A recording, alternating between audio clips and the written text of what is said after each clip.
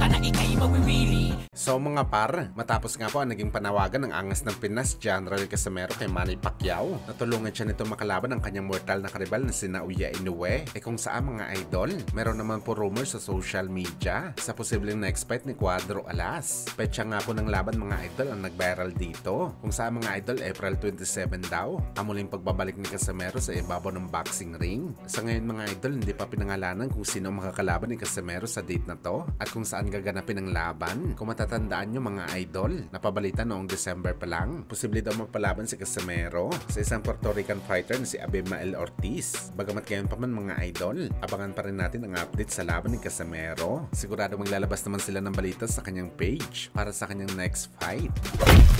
Samantala, isang hindi magandang balita naman po mga idol ang bumungad sa ating mga boxing fans dahil ang pinakahihintay natin na laban sa pagitan ni Canelo Alvarez sa Terence Crawford na target sana gaganapin sa buwan ng September ay hindi na po matutuloy mga idol. Ito nga mga idol, binalita mismo ng The Ring Magazine. Hindi pa malinaw mga idol kung bakit hindi matutuloy ang laban ng dalawang boxing superstar, pero may mga report na mga idol na si Canelo na naman daw ang dahilan bakit hindi nagmaterialize ang laban dahil si Crawford ilang taon na willing labanan si Canelo. Si Canelo lang naman daw mga idol ang may gusto na mas malaking bayad sa kanya at ang dahilan nito mga idol dahil mas malaki din ang kinikita ni Canelo sa PBC. Dapat daw lakihan at doblehin ni Turki Al-Sheikh ang bayad kay Canelo sa paglaban kay Crawford na talagang ayaw naman payagan ni Turki Al-Sheikh dahil meron itong specific na purse money na karapat dapat sa galawan ni Canelo. Papayag naman daw si Boss Turki na bayaran si Canelo ng mas malaki pero hindi yung sobra-sobra. Well, sa mga nagsasabi naman mga idol na hindi pera-pera ang habol sa laban ni Canelo,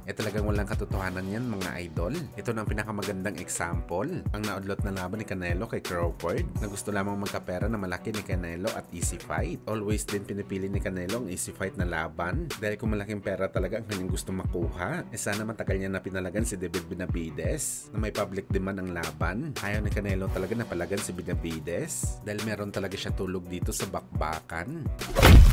Sa kabilang banda naman mga idol, matapos nga po prangka na sinabi ng legendary promoter na si Bob Arum na para sa kanya mas legendary daw ang kanyang alaga na hapon na si Inoue kumpara sa ating pambansang kamao Manny Pacquiao dahil nagagawa daw ni Inoue ang mga hindi nagawa ni Pacman sa kanyang panahon. Bagamat tila wala naman paki dito si Pacman mga idol sa mga sinabi ni Bob Arum at nanatili pa rin ito mga idol na humble sa lahat ng oras. At bago sinabi pa ni Manny Pacquiao na hindi niya daw kailangan makipag-compete sa isang boxer sa record, mga fans daw magsasabi kung sino ba talaga ang GOAT sa boxing. Salip sinabi pa nito mga idol na kung meron man daw siya gustong mapanood ng boxer at paborito niya, walang iba na daw yun mga idol kundi ang Japanese monster na Uya Inoue dahil sa magaling naman talaga ito sa bakbakan.